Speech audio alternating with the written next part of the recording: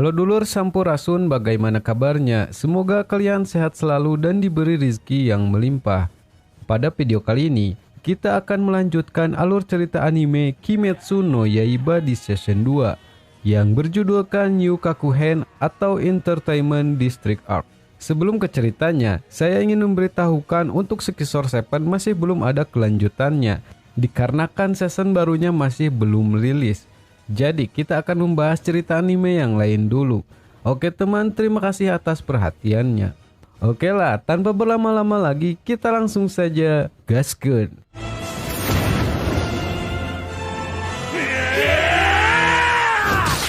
Di video sebelumnya, telah terjadi pertarungan hebat antara Hashira dan iblis tingkat atas, yaitu Kyojuro Rengoku melawan Akaza.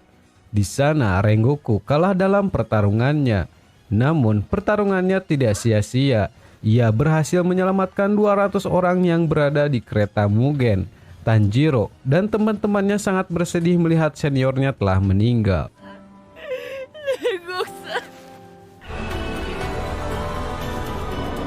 Cerita berlanjut yang memperlihatkan seorang anak kecil yang datang ke toko perpustakaan dan mengambil salah satu buku.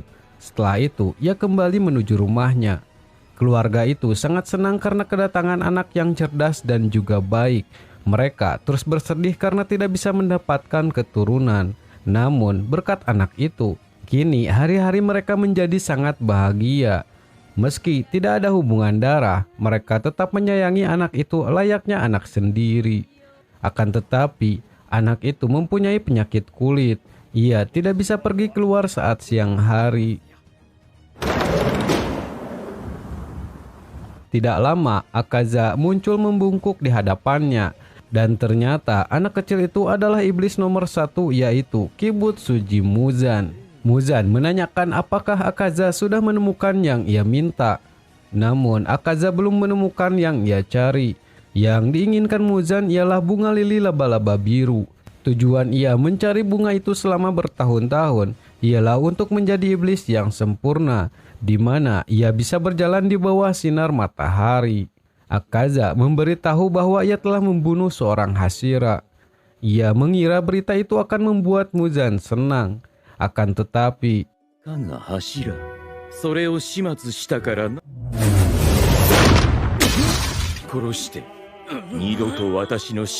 yang Muzan inginkan adalah meratakan klan pembasmi iblis dan menghabisi mereka tanpa tersisa, sehingga mereka tidak lagi muncul di hadapannya.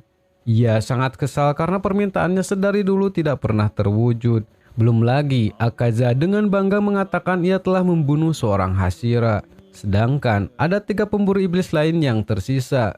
Muzan sangat heran mengapa Akaza tidak membunuh mereka semua.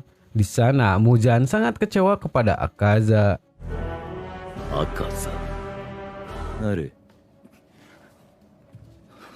Akaza masih mengingat perkataan dari Tanjiro.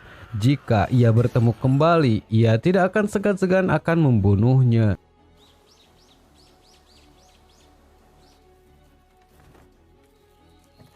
Keesokan harinya, di tempat kediaman Waste Kupu-Kupu, Zenitsu berniat menjenguk Tanjiro dengan membawakannya kue. Ia berpikir Tanjiro sangat murung dengan kematian Kyojuro, yang membuatnya sangat bersedih dan hancur. Akan tetapi, mereka harus terus menempa hati yang terluka agar bisa bangkit. Saat sampai di tempat Tanjiro, ternyata ia sudah tidak ada di sana, padahal lukanya masih belum sembuh. Tanjiro mengikuti burung gagak yang selalu bersama Kyojuro. Tujuannya ialah pergi ke kediaman Rengoku. Sesampainya di sana, ia bertemu adiknya Kyojuro yang bernama Senjuro Rengoku. Tujuan Tanjiro datang ke rumahnya ialah ingin menyampaikan pesan terakhir dari Kyojuro.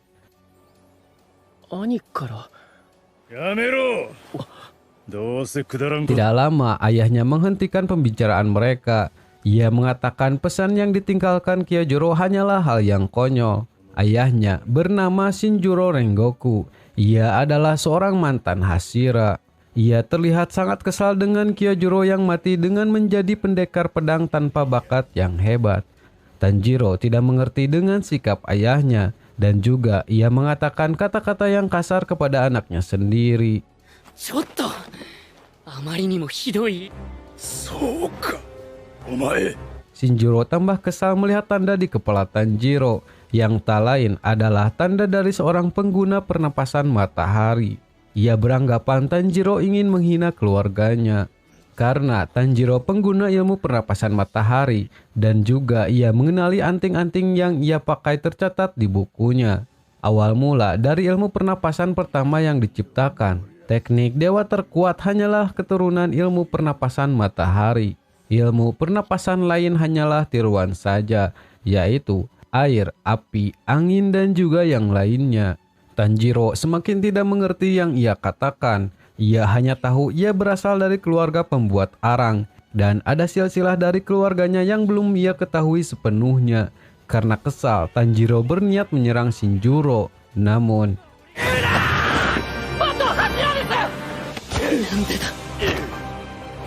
Tanjiro berpikir jika tarian Dewa Api adalah ilmu pernapasan matahari, mengapa ia tidak bisa menyelamatkan Kyojuro waktu itu? Karena kesal, Tanjiro menyundul kepala Shinjiro untuk menghentikannya. Setelah itu, Shinjiro berterima kasih karena Tanjiro menghajar ayahnya yang menghina Kyojuro. Ia merasa lega karena selama ini ia tidak bisa apa-apa. Lalu ia memberikan buku catatan yang selalu ayahnya baca, yaitu catatan generasi ke-20 Hashirabara. Namun betapa terkejutnya Tanjiro melihat banyak halaman yang sobek. Tetapi bukan masalah lagi bagi Tanjiro, karena sekarang ia tahu langkah-langkah menggunakan tarian Dewa Api. Namun ia belum menguasai ilmu itu sepenuhnya. Dan masalah Tanjiro sekarang, tubuhnya tidak bisa mengimbangi saat menggunakan tarian Dewa Api, sehingga membuat badannya menjadi lebih berat dan sulit digerakkan. Shinjiro menceritakan dulu Kyojuro tidak mempunyai Sukugo, dan Shinjiro lah yang seharusnya menjadi Sukugo. Sukugo adalah cadangan atau pengganti selanjutnya dari Hashira. Namun setelah berlatih cukup keras, pedang Nichiren Shinjiro tidak pernah berubah warna, sehingga ia tidak bisa menjadi seorang pendekar pedang dan pembasmi iblis. 正しいと思う道を進んでください。縁柱の書は私が修復します。 Sebelum pergi, Shinjiro memberikan palang pedang milik kakaknya. Ia berpikir Tanjiro lebih layak menerima palang tersebut. ありがとう。お戻りでしたか。Setelah Tanjiro pergi, Shinjiro memberitahu pesan terakhir Kyojuro pada ayahnya. Ia berkata, ia berharap ayahnya menjaga kesehatannya sendiri. 行ってまいります、父上。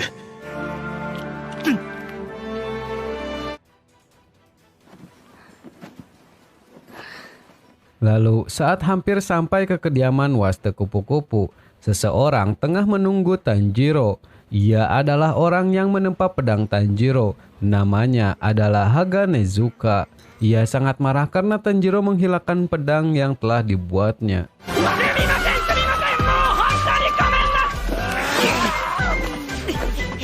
Mereka terus melakukan hal itu sampai waktu subuh. Lalu Aoi membukakan pintu untuk bisa bersembunyi darinya. それで食欲ねえのか。食え。くれなかったら昼まで続いていたと思う。 Setelah 4 bulan berlalu, Tanjiro dan yang lainnya terus berlatih keras dan melaksanakan misinya masing-masing.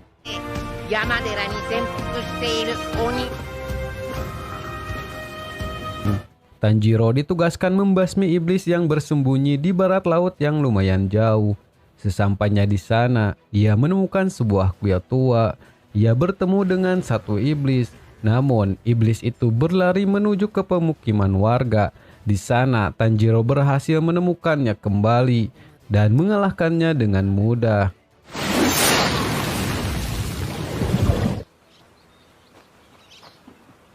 Saat akan sampai di Waste Kupu-Kupu, ia mendengar jeritan suara Aoi. Ternyata itu adalah salah satu Hashira. Ia bernama Tengen Uzui. Ia berniat membawa Aoi untuk menjalankan misi bersamanya. Di sana, Kanao kebingungan harus berbuat apa, karena ia selalu memutuskan apapun dengan koin. Lalu, ia tergerak setelah mengingat perkataan Tanjiro. お前はさっき指令が来てるだろうが。てめえらいい加減にし Tidak lama, Tanjiro datang mencoba menahannya. Tetapi Uzui tetap akan membawa Aoi karena ia membutuhkan seorang perempuan untuk membantu misinya. Dengan percaya diri, Tanjiro dan yang lainnya akan menggantikan mereka. Di sana, Uzui tidak pikir panjang. Ia memperbolehkan mereka menggantikan Aoi. で、どこ行くんだおっさん。 Uzui memberitahu tujuannya ialah tempat paling meriah di Jepang yang dipenuhi nafsu dan hasrat, yaitu distrik hiburan Yoshiwara, di mana ada iblis yang bersembunyi. 俺は神だ。犬になり、ワンワンワンワン。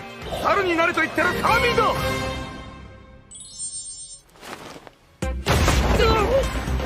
みたいになっとる。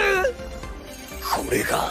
Sesampainya di sana, Uzui memberitahu mereka agar tidak memancing perhatian. Namun, mereka sama sekali tidak mendengarkan seniornya. クソガキどもが。なんだこりゃ。人だらけ。 Uzui memberitahu rencana saat menyusup ke rumah bordil. Mereka harus mencari istrinya terlebih dahulu. Dan Uzui sendiri akan mencari informasi mengenai iblis di sana. Tetapi Zenitsu salah paham mengenai perkataan Uzui. Ia mengira diperintahkan untuk mencarikan Uzui seorang istri. Ia menjelaskan istrinya sudah lebih dulu menyusup ke rumah bordil. Namun kontak mereka terputus secara tiba-tiba. Jadi ia harus segera memeriksanya. Dan juga sudah banyak surat yang dikirimkan oleh Gagak. Ketiga wanita itu adalah istrinya. Mereka adalah para ninja wanita yang berbakat yang disebut kunoichi. Masing-masing dari mereka berada di rumah bordil yang berbeda.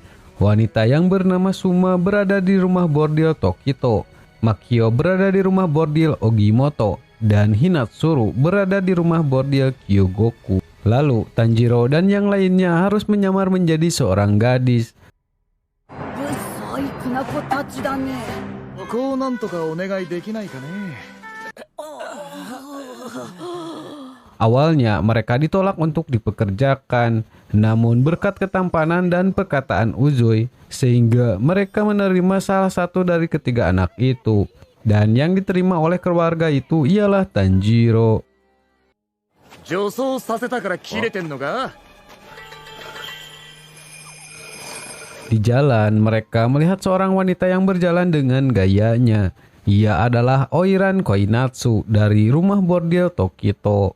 Tidak lama, seorang wanita dengan serius memperhatikan Inosuke. Ternyata wanita itu ingin merekrutnya. Secara kebetulan, ia adalah mucikari dari rumah bordil Ogimoto.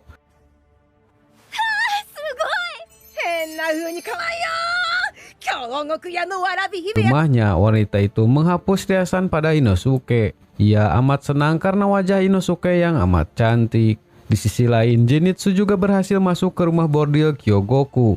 Di sana, ia bisa memainkan samisen hanya dengan satu kali mendengar saja. Namun, ia sangat kesal pada Uzui karena ia mempromosikannya untuk membersihkan kamar mandi. Dan juga, ia diambil secara cuma-cuma pun diperbolehkannya.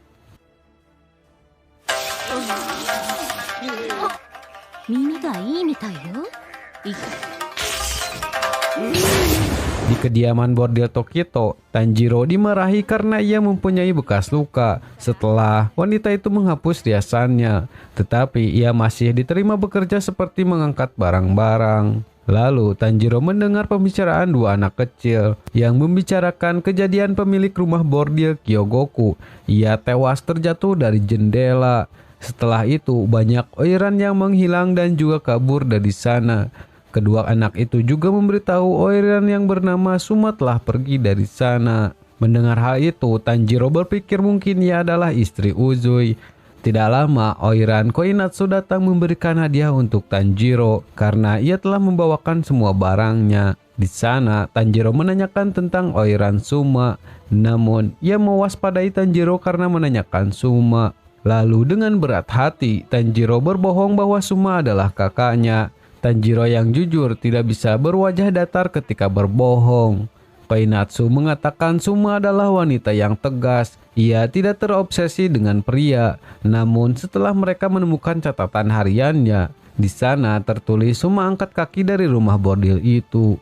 Tanjiro berpikir motif seperti itu sangat cocok dimanfaatkan oleh iblis, dan catatan itu kemungkinan petunjuk palsu. Di sisi lain, Inosuke sangat kesal karena harus menyamar. Indranya menjadi tumpul karena memakai pakaian serba tertutup. Lalu, ia tidak sengaja mendengar pembicaraan wanita lain.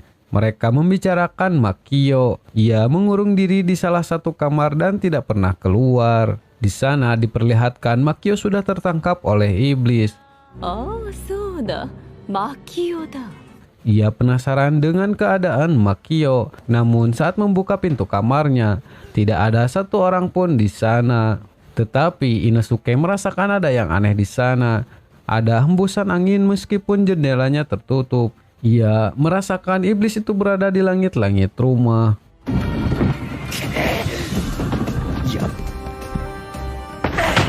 Di saat akan memukul di bagian dinding, ada seorang pria datang tepat di hadapannya. Dan sialnya Inosuke kehilangan jejak dari iblis itu.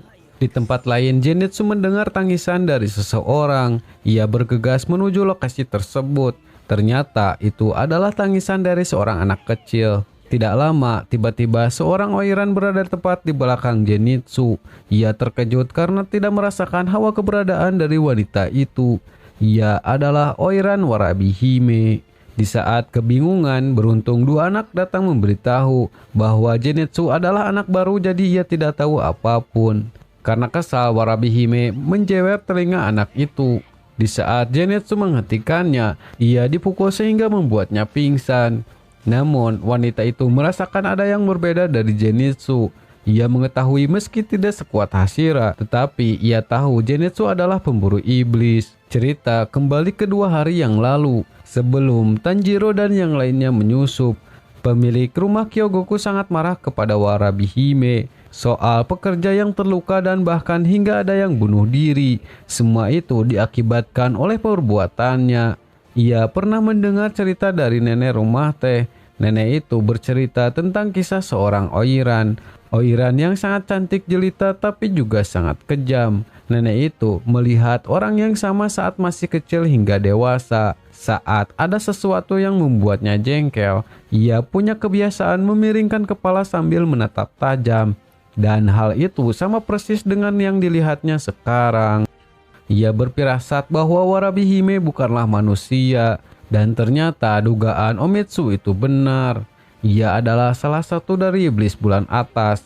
Ia menyamar menjadi oiran sejak zaman Edo. Di sana ia melepaskan Omitsu dari ketinggian, sehingga mereka menganggap kematian Omitsu hanya kecelakaan.